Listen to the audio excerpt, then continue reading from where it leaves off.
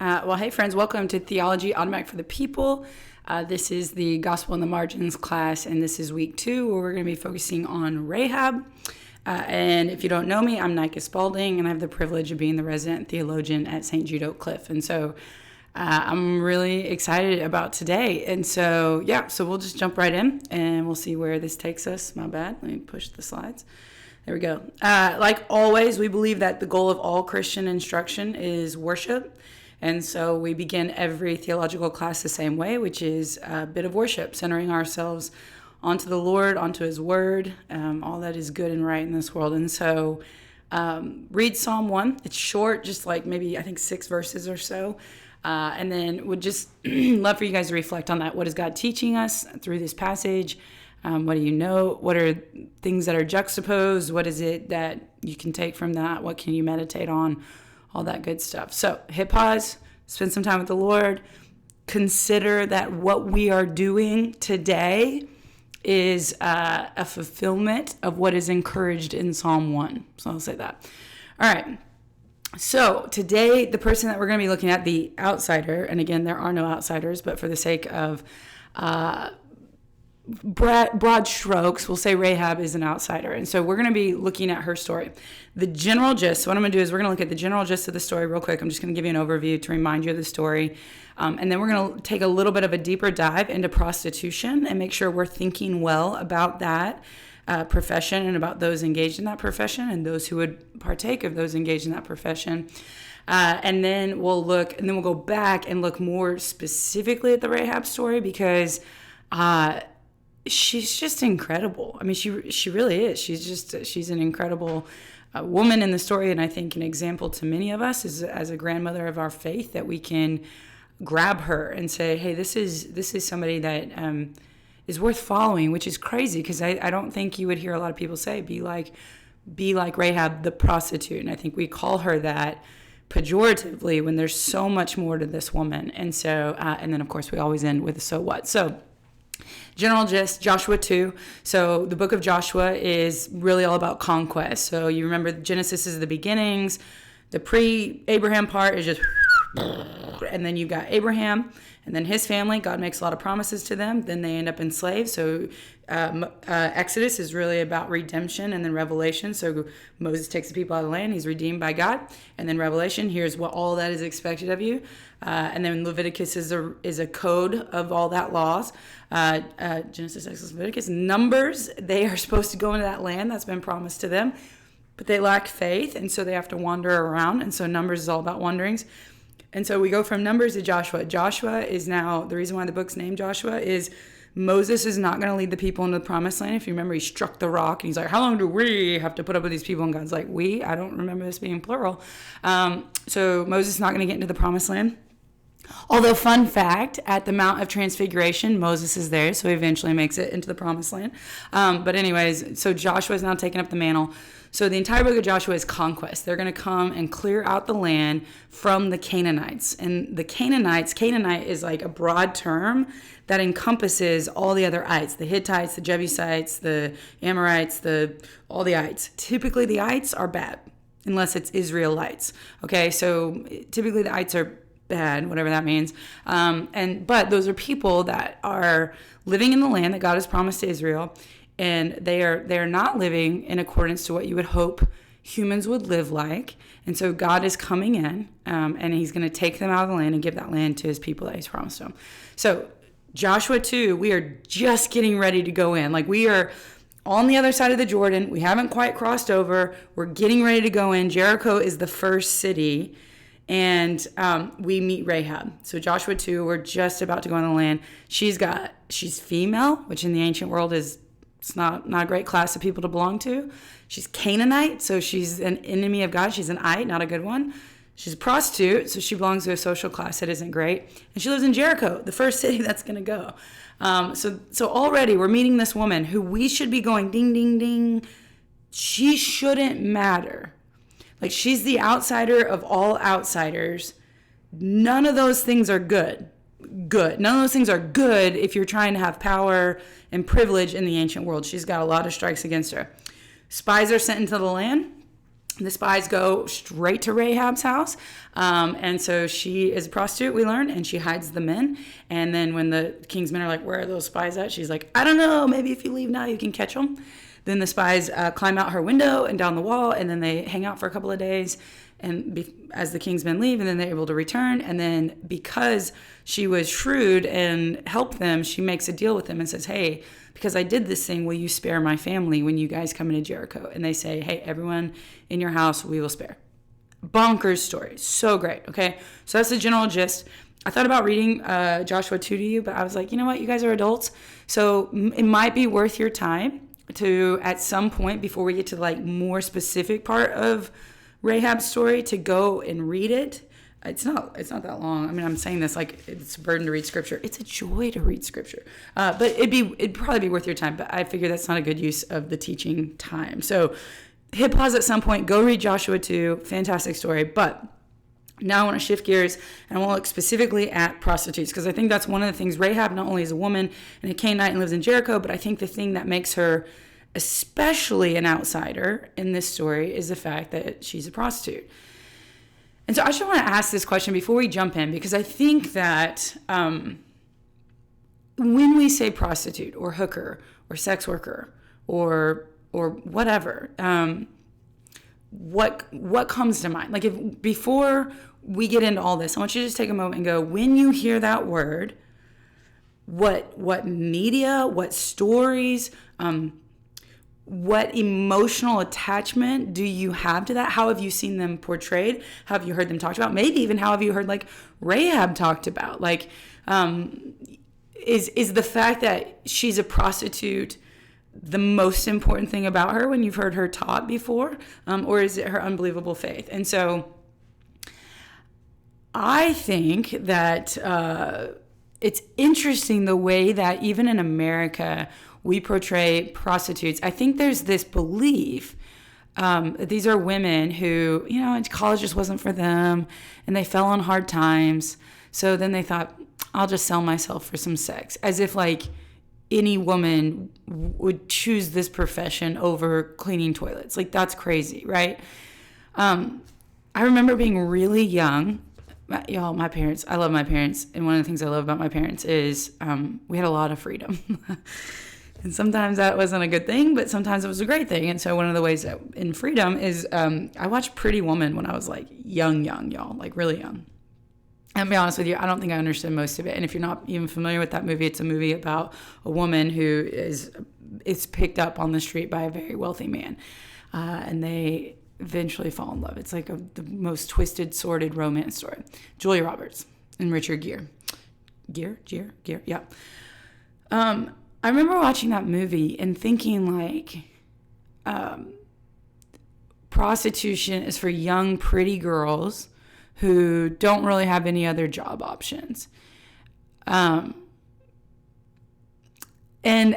that, we'll get to that, but that is just, I've also seen like other movies, right, where people are like, people come to the prostitutes and they're like, hey, when you're ready to get cleaned up, let me know. And they're like, okay, I'm not ready yet. And I think what we've learned about sex workers and prostitutes, I know that we've learned, is often these women are trafficked.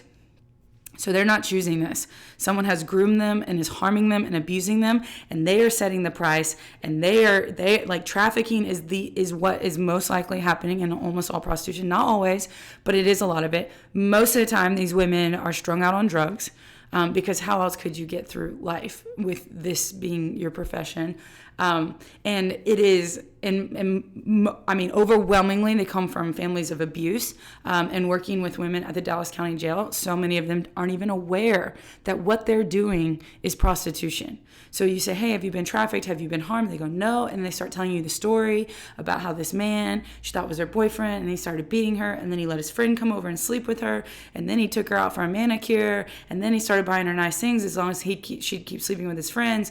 And then you have to be the one to explain to them, hey, friend, that is prostitution. And so all that to say, it is not Pretty Woman, right? But I would just love for us to think about, like, how is it that our culture portrays this, and in what ways is that wrong and needs to be reformed? Because I think the way that I think this story and our understanding of prostitution should shape the way that we think about women who are forced into this lifestyle.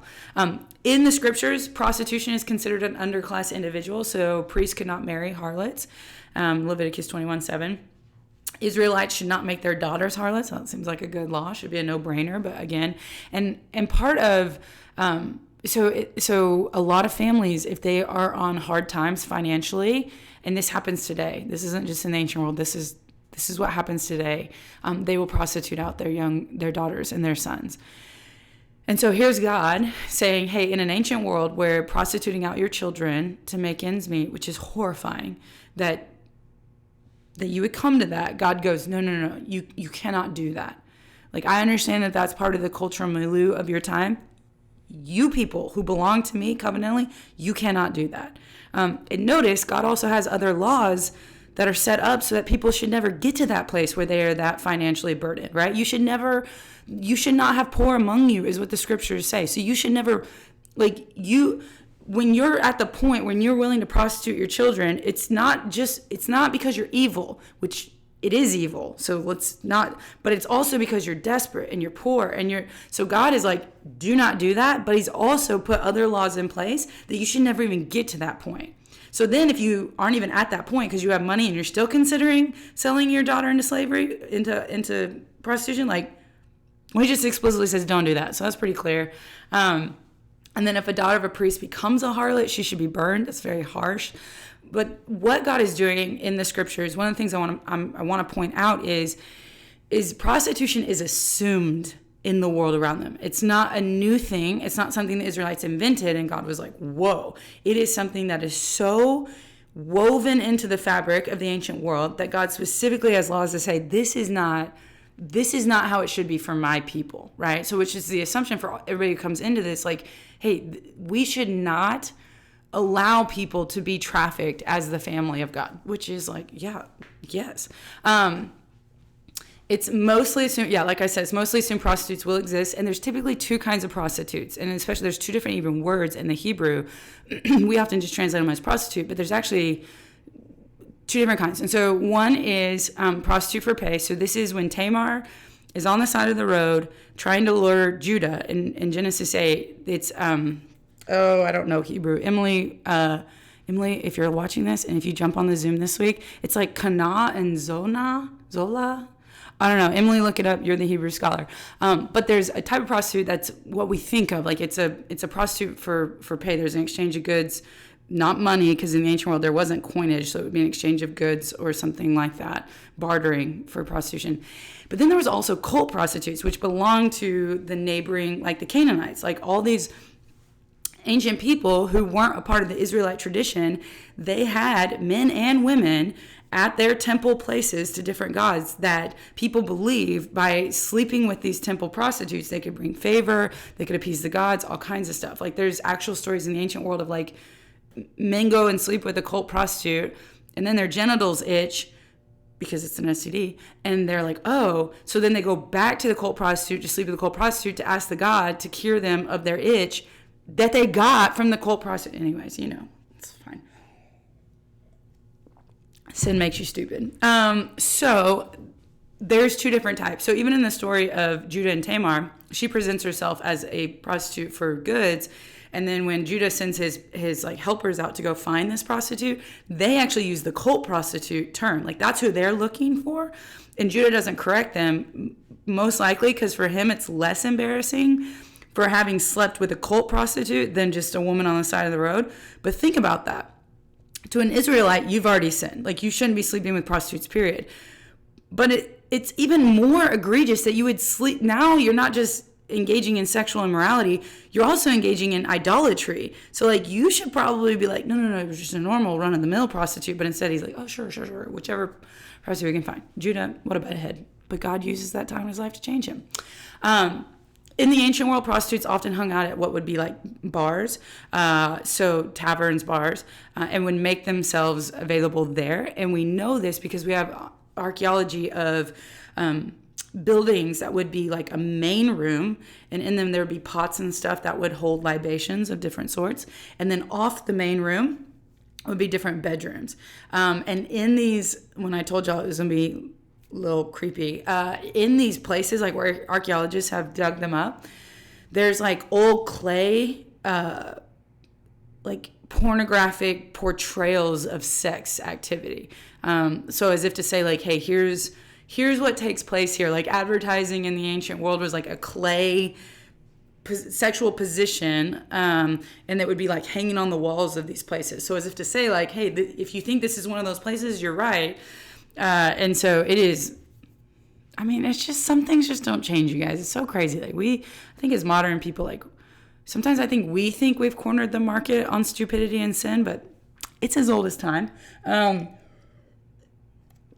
So I'm sure as an archaeologist, though, when you're like digging up around Ostraca and things like that, you were like, what did I just stumble upon? So the reason why I'm doing a deep dive in here is prostitution reminds us, like when we see prostitution in the scripture, rather than, and this is why I'm asking, like, what are our images of prostitutes? Rather than rushing to judgment on the woman, you got to ask yourself, what is the power dynamic? What is the power imbalance such that that is what a woman's option is in that economy? Okay, because where there's an imbalance of power and equity, you're gonna see prostitution is so in the ancient world, women, it's not like Rahab could just go out and find a different job, right? We know that even in the Israelite culture, like women couldn't own land. Like so much of their lives were tied to the men that were in their lives, whether their father or their husbands. And so for women who were young widows or older widows or never got married because their family couldn't engage in that, or she had an extramarital affair and now she is an outcast in society, this is their option. And it should never be, right? This isn't a woman's problem. This is a humanity's problem. Like every man who's ever loved a woman, and I don't mean romantically, I mean because you have a sister or a daughter or a mother or a friend, like should be going, oh my gosh, if we live in a world where your only option is that, it's broken. And all the men should agree, it's broken. But as long as men are comfortable having all the jobs and comfortable going and using women for their sexual pleasure, you'll never have that equity, right? It's crazy how there's so much enmity between men and women, right? We see this in our commercials all the time where like dad's a bumbling idiot. I always think of Modern Family, like Claire, the wife, is like so with it. And her husband, I've only seen like 3 episodes and it's been a long time, so I don't remember. Phil? Yeah, maybe Phil. And he's like an idiot, right? And this is like a trope that we use, or like there's like man-eating women, right? And there's just this like enmity between men and women. And look, some of it, like as women, we're just like looking at you guys and we're like, I mean, look at what you've done. Now, men have not cornered the market on evil. Like, if we had the power, we would be doing the same thing, women. We just don't have the power. And so in order for there to be equity, both parties have to desire good for each other. And when given liberation, when women are given what they're due, right, which is justice, when you're given what you're due, then don't tip those scales and push the men down, right? Don't begin to hate the very thing. Like, don't hate the people that harmed you. Instead, realize that not only are they your oppressor, but they are also oppressed, because no one wins. No one wins in a world where prostitution is flourishing. The men are losing their souls when they engage in that work. Like, no one wins. And it may seem like the men are winning, but their souls are rotting. So, okay, so talking about imbalance. Without the ability to own land or find reputable pay, women were forced into this work.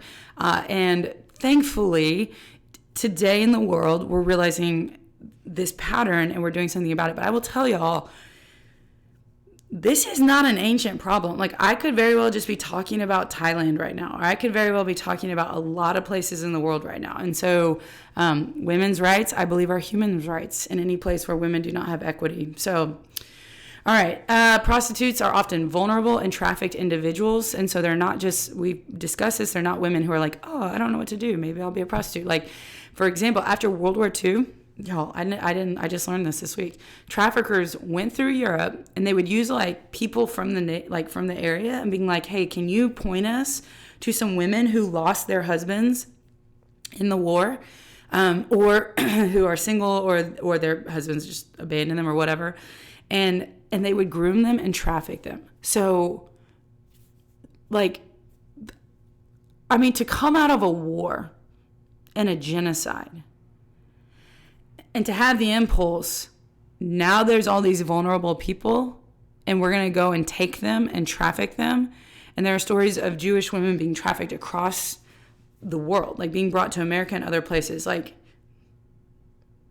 anyways, that's just, I mean, that's disgusting. So there's stronger words for that. But so my point in all of this, like my big idea that I want us to think about when we think of prostitutes in the scripture, is when we see prostitutes in the scripture, on the corner here in Dallas, in movies, in our stories, in our real lives, in our Dallas County jail, wherever, we should see the vulnerable and not the disgusting. We should see the vulnerable and not the unsuccessful. Like, oh, you just couldn't hack it in school. Like, no. We should see people who are being harmed, and who they are the ones that deserve protection and care, not the ones who are engaging in prostitution by paying these women, okay? And so I think we have this impulse to be disgusted by it. Now, look, the practice of prostitution, we should absolutely be disgusted by that. But prostitutes, we should not at all ever be disgusted by that. And instead, we should see someone who's vulnerable and needs justice and righteousness in their lives in order for them to not participate in this behavior. Okay. So now let's go back to the Rahab story. Now that we think about Rahab not as like, oh, she's just some Canaanite woman who loves sex.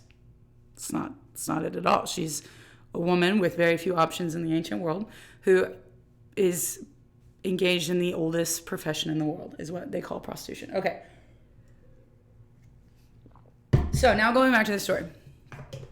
First things first, in this story, none of the men are really going to look good. So I just want fellas just understand it's a literary tool.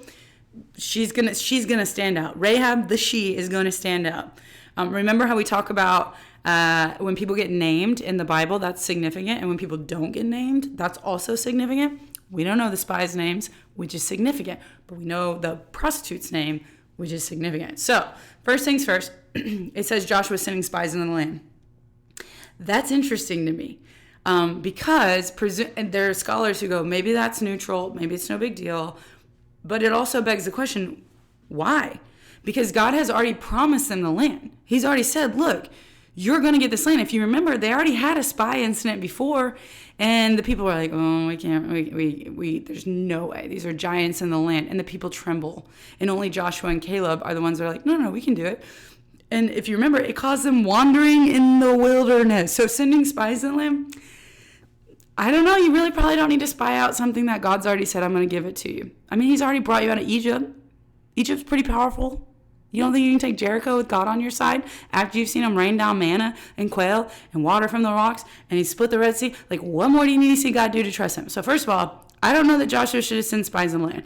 I'm not willing to hammer that point home, but we're already off to a start where we're like, why? Every time we see spies, it makes us go, is this a good thing? Then, right away in Joshua 2, it says, then Joshua, son of Nun, secretly sent 2 spies from Shittim. Okay, that Shittim is like are we still talking about Shittim? The reason why is because back in Numbers 25:1, the book before Joshua, at Shittim, this is literally how it starts. This is what I love about it. I have a snake for my bookmark for this part of the Bible because this is the devil. Okay, so it says, I don't think the devil's a snake, but anyways. While Israel was staying in Shittim, same place, while they were staying in Shittim, the men began to indulge in sexual immorality with the Moabite women. And then the Lord was like, and so there's the Lord in Shittim has to discipline his children. So right away in this story, Joshua is secretly sending in spies. Probably something he doesn't even need to do. And the writer of Joshua is like, hey, they're coming from Shittim. Remember Shittim? So we're literally going from moral failure of sexual immorality to a madam's house. I mean, that's how Joshua 2 starts. And we should be going, You have got to be kidding me, right? These spies are supposed to go in the land and spy out the land. They're coming for Shintim, which is a reminder of their moral failure. And then lo and behold, they end up at a prostitute's house. And you're like, how? Why? Like, why, right? And so already, these two spies were like, this is morally suspicious of you. Then, throughout the passage, there's all kinds of doublespeak in there, allowing us to know, hint, hint, wink, wink, that most likely these men didn't just go to Rahab's house to hide out, that they used her services. And so I say used her services because Rahab owns her own house. There's some scholars who think that maybe she was like a madam, like the head of a brothel, and she had prostitutes under her. There are others who are like, nope, she probably just had a house in the wall of the city, and these men slept with her. It's ambiguous, but the Hebrew has all these terms. They use all these terms that have these double entendres. And so, like for like an English example would be like, "Hey, Bob is sleeping with Sally," and you're like, "Sleeping or sleeping?" Right? Because we both know those are two different things. And so that is what's happening in this Hebrew text. So they're like the men who entered here, and they're like entered. And then when the guardsmen come, they're like, where are the men who came unto you? And you're supposed to be like, wink, wink. And even Rahab's name, some scholars suggest, like in the Ugaritic and other languages around there, her name could be simple, like suggestive of the word like broad, like a woman who's abroad, a sexually loose woman. Or some even said like in Ugaritic, her name could be related to female genitalia. I don't know, guys. I that seemed like a reach to me. But anyways, all that to say, we have just left Shittim, the place of their major moral failure, where God has had to discipline them. They're supposed to come spy out the land, something that may or may not even be necessary. And they go straight to a prostitute's house. And the text leaves us going, we know why they went to the house. I'm sorry, like, if I just was a commander in the military today, and I was like, hey, could y'all go check out the next place, and I found out they went to a prostitute's house, I'd be like, you're fired. Like, so anyways, it just tells you how ridiculous these spies are. And again, we don't know their names. It tells us how even more ridiculous they are. But I also want to point out to you, so these guys are secret spies who are told to go into the land and spy on the land. And they have proceeded to go into Jericho, go to a prostitute, and be caught. They have done no spying from what we understand, and they've been caught. Like, they're idiots. I mean, like, how bad at your job do you have to be? Bad. Which tells you, like, their appetite got in their way of being smart because they knew what they wanted to do. Okay, so all of a sudden, Rahab has these spies who are in her home, and the king's men come and knock on the door, and they're like, where are the men that came to you? Now, Rahab has some options here, okay? And this is what I mean by, hey, men are up here, and then women come up here. Women don't. Because you don't want to participate in the evil you're trying to overcome. And we as humans, we don't want equity. We want vengeance. And we have to trust the Lord with that, okay? So Rahab has some options here. These men, presumably foreigners, have come into her home, engaged with her sexually, and now the king's men are standing at her door. So there's a couple of options. One, if she thinks that the Israelites are no match for Jericho, she could then negotiate with the king's men and say, what are you going to do for me? Right? And get something great out of like where she currently lives. Option two, she's just angry that men are mistreating her, and she lets them find each other and let them fight it out. Somebody's going to die. Option three which is what she does. She has a faith in the God of those spies. And she believes what she's heard about Yahweh.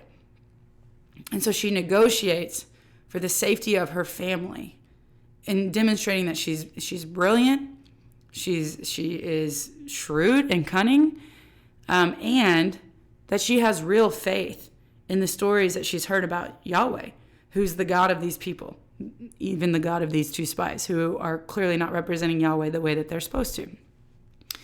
Then what's interesting is, so she sends the king's men off, right? Wild goose chase. And then this is the cool, I think this is so cool. So then Rahab comes to these guys and she's like, listen, here's the thing.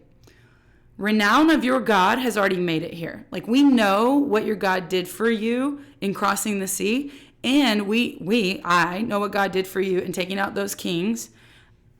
And then she says, the Lord your God is God in heaven above and earth below. And she makes this faithful declaration about Yahweh to the spies. She's telling the spies about their God. And what's crazy is that little phrase is only used 3 times in the Old Testament. Moses, Solomon, Rahab. Here's this foreign woman who is engaged in the oldest profession known to man, who has been harmed by the men who came and are supposed to be spying out the land. They're not representing Yahweh, right? The whole reason we're supposed to be set apart as the people of God is because, remember, we're on mission. We're on mission. And they're not being on mission. They're not using their election in a way that should honor the Lord. And here comes Rahab, being the most faithful one in the text. Joshua sending spies in because he doesn't trust Yahweh. The spies figuring, oh, well, these Jericho women are going to die anyway, so what does it matter if we sleep with them? And then here's Rahab making a declaration about God that is true and faithful and right. And it is a staggering moment of where God allows the outsider to become the insider. And these insider spies, they're acting like outsiders. And it's an unbelievable moment in the story. So Rahab's entire family is saved.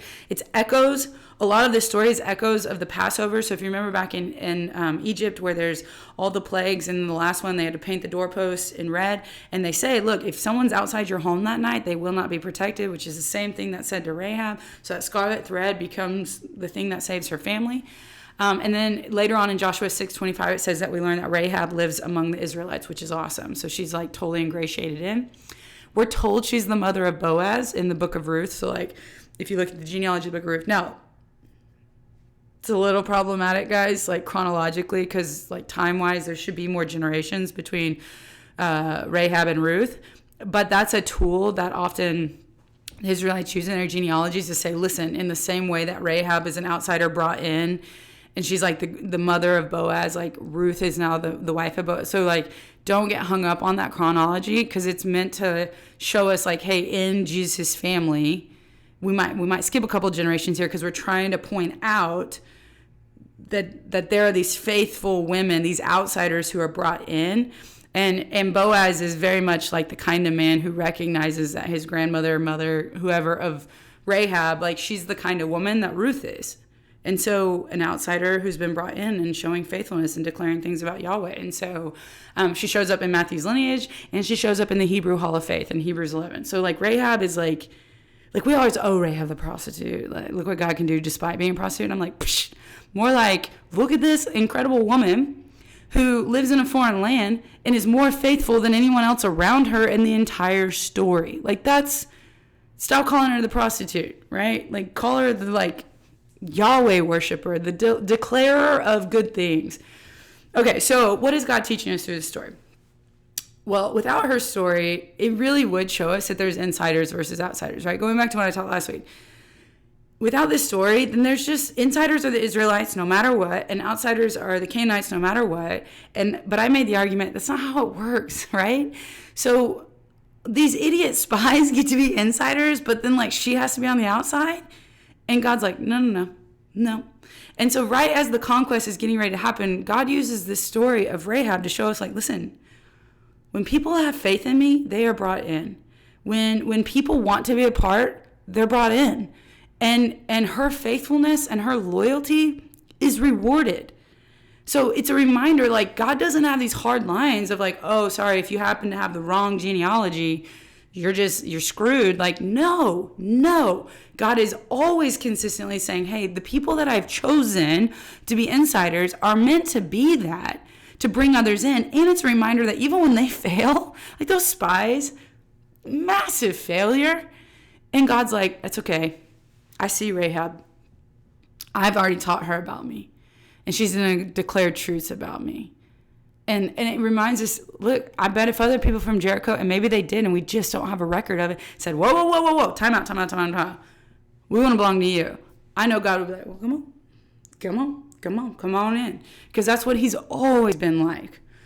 God is ahead of his people. Okay, so the Israelites haven't made it to Jericho yet. The only people who have made it into Jericho are these 2 spies. And again, not the best representatives of the people of Israel. But God was already in Jericho. He was already in Jericho by somehow his story of what he's done for his people. The pillar of cloud and pillar of cloud by day and the pillar of fire by night, and rescuing the people out of Egypt and helping his people take on these foreign kings. Yahweh is already in Jericho, and Rahab already knows about him to the point that she can declare, your God is the God of heaven and earth, right? Which is a crazy statement for a Canaanite woman to make, because she has other gods that presumably she would have been worshiping, right? There's cult prostitution, there's cult worship, there's all these other gods that the Canaanites worship, which is why God's like, whoa, you can't ingratiate yourself with the Canaanites because they will pull you into bad worship. But if those Canaanites want to come and be Yahweh worshipers, man, all the merrier. Come on. And so here's Rahab, who's never met an Israelite, saying to the Israelites, I've already met your God. That's crazy. And we see that all over the world today. It's crazy. We hear stories, especially in places where Christians aren't really able to go in, and God himself is just showing up in visions and dreams. And he's like, hey, I'm the one true God. Come worship me. So I'm sure there's going to be a day when we go into all these countries, when we show up and we're like, hey, we want to tell you about Jesus. And they're like, oh, we've met him. You've met him? Oh, yeah, he shows up in our dreams at night. We know. Yeah. She's like, what? Because God goes belonging to everyone. Next thing, after the spies come back, and then the story is going to continue on. They've got to cross over the Jordan River, so they do that. They pull out stones of remembrance. Super cool, great, yay. They're cute little Ebenezer. I mean, it's not a cute little Ebenezer. It's awesome. God brings them through the Jordan. It's great. Well, all of a sudden, they're going to go fight Jericho, okay? So now they're going to finally take out Jericho, the place that the spies have not really spied on, but went into. And Joshua all of a sudden sees this angel of the Lord. It's crazy. All the people across the river, it's crazy. They've been circumcised. They're ready to go into the land. It's like, yeah, we're going to go finally take the land. And Joshua sees the angel of the Lord, y'all. And it's kind of it's cool. I want to read a little bit of this to you because he just sounds so amazing. And he says, now when Joshua was near Jericho, he looked up and saw a man standing in front of him with a drawn sword in his hand. And Joshua went up and asked, and he said, are you with us? Or are you with our enemies? Which is awesome, right? I mean, here's Joshua. He sees the angel of the Lord. Guy's got a sword. And it's super epic movie, right? And he's like, are you with us? Or are you with them? And you expect this guy to be like, oh, God, I mean, of course I'm with you. You guys are God's people. And he goes, neither.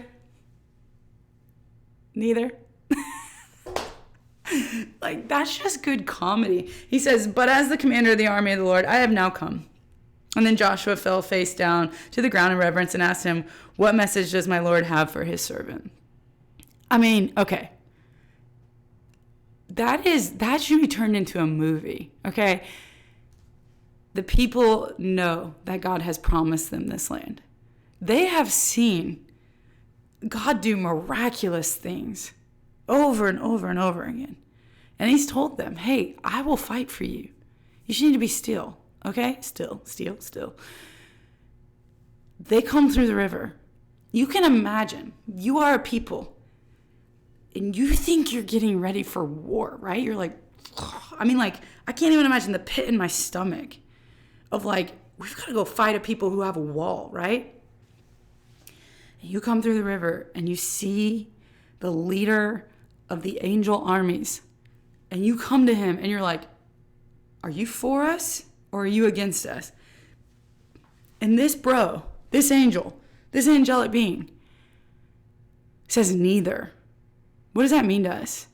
It means that God belongs to God He doesn't belong to us. Like, he belongs to himself and everyone belongs to him, right? There are no sides. There's no good guys and bad guys. There are insiders for the sake of pulling others in. And so here's Joshua wanting allegiance and loyalty, and the army angel leader guy is like, no. And then Joshua goes, oh man, and he falls on his face. And then he says, what would you have us do? Like, what is the message from the Lord? And you know how they win Jericho? Y'all remember this story? They march around it.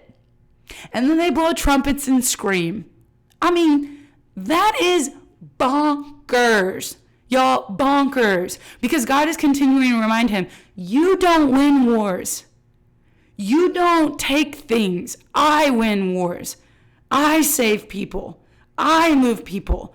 I discipline people. I decide what happens.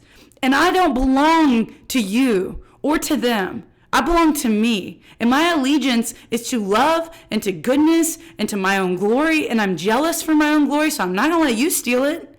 You're not going to get the glory. I'm going to get the glory, and I'm going to move my plans for the saving of the world forward, but don't go co-opting me into your ridiculous idea of what a war is, because that's not who I am. So do you want to win this war? You're going to march around.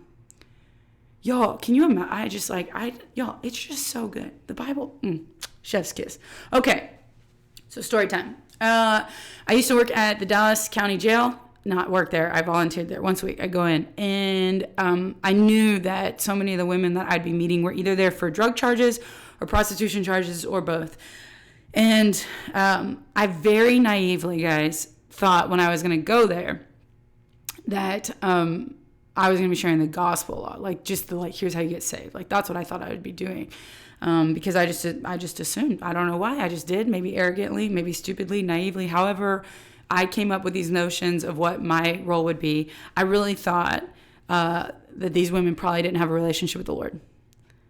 And that is not at all what I experienced. So many of these women already knew the Lord. What they needed was encouragement, a reminder of God's goodness, and frankly, people willing to seek justice on their behalf. There's so many people today, y'all. We have that very unjust bond system in America where people for a little bit of marijuana are being held in jail for months and months and months simply because they can't make bail, which means their kids are now living in foster homes or with extended family members vulnerable to abuse because of marijuana, something that frankly just a couple hours north of here is now legal. And in states, and so like what I learned is so many of these women are just like Rahab. They don't lack faith. They lack opportunity. And in fact, they have a lot to teach me about faith and perseverance and belief in a good God, even when their lives are unbelievably hard. And so my point in this story is, one, don't be like me. Don't assume God's not already in Jericho or in the Dallas County Jail, right? Assume God goes belonging to everybody, because God goes belonging to everybody. God is jealous for people to know him, which is why he goes ahead into Jericho. He goes ahead into so many Muslim countries today. He goes ahead into these Dallas County jails and Houston County or wherever. Like, God goes belonging to every person. The question is, do we believe that? Do we believe that God belongs to everyone? That they are his and he is theirs? And so we should be lavishing people with the good news and also trusting that God is out in front of everything. Because that's the kind of God that he is. He's not limited like we are. He goes ahead. He doesn't need us. But he uses us, and that's amazing. But he doesn't need us. He can just show up and go, hey, I'm God. And they go, oh, nice to meet you, God. And he goes, do you want to worship me? And go, sure, great. And then he lets sometimes us play a part. We go, hey, I want you to meet God. He's my best friend. Would you like to know him? Awesome. Like, he does all of that. All right. Big so what? Sex trafficking is still one of the greatest threats in the world today to the vulnerable. It is. Nicholas Kristof, who's an amazing journalist, has done a lot of stories on this. If you guys have been watching what's been happening with Pornhub, that is a wholly evil organization, and I would love to see it burn to the ground. So much of pornography today is just children and women being trafficked and sold as entertainment, and it's disgusting. Most of the porn industry is not willing participants, but people who have been trafficked in and they're abused, and it's disgusting. But specifically, Pornhub was harboring videos of young people who had been trafficked, and so much of what was on their site was child pornography. And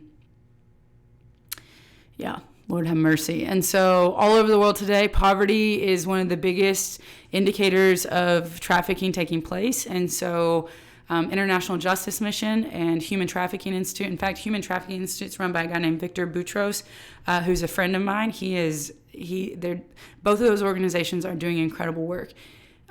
This is where we as Christians should not go, oh, these prostitutes, they need Jesus.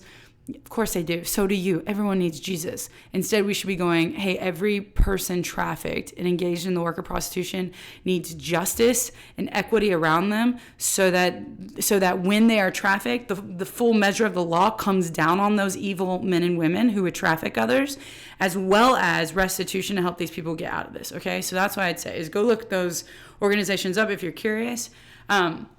If we want to serve the prostitute, we need to seek justice and equity. So we should, when we vote for our DAs, that matters.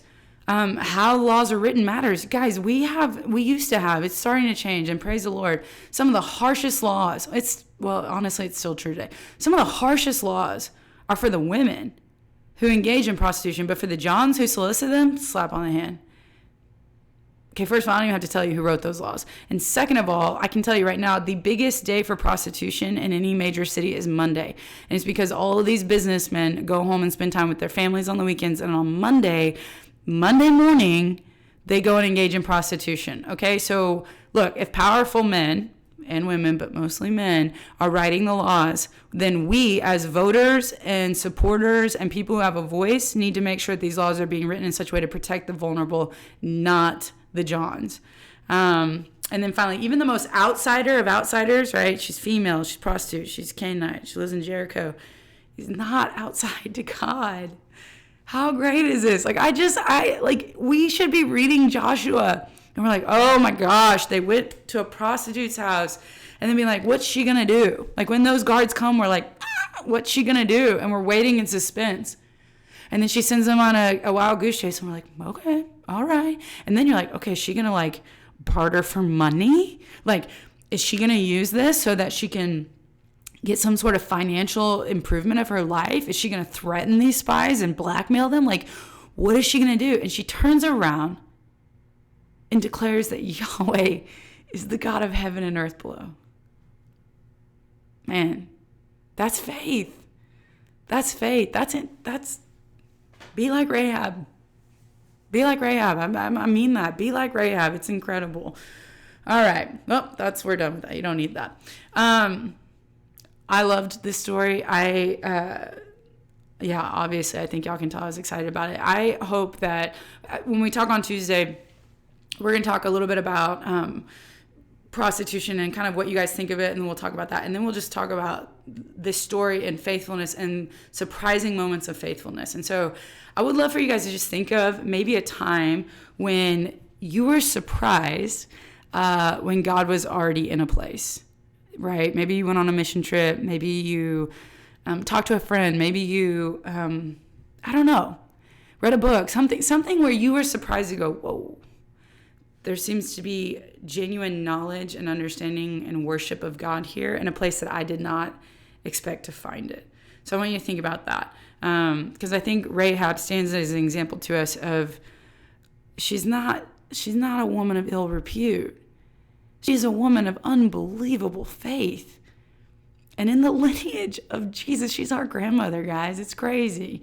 So, all right, if nobody's told you today that they love you, I do. Way more importantly, God is crazy about you, and I'm excited for Tuesday's conversation. Love you guys.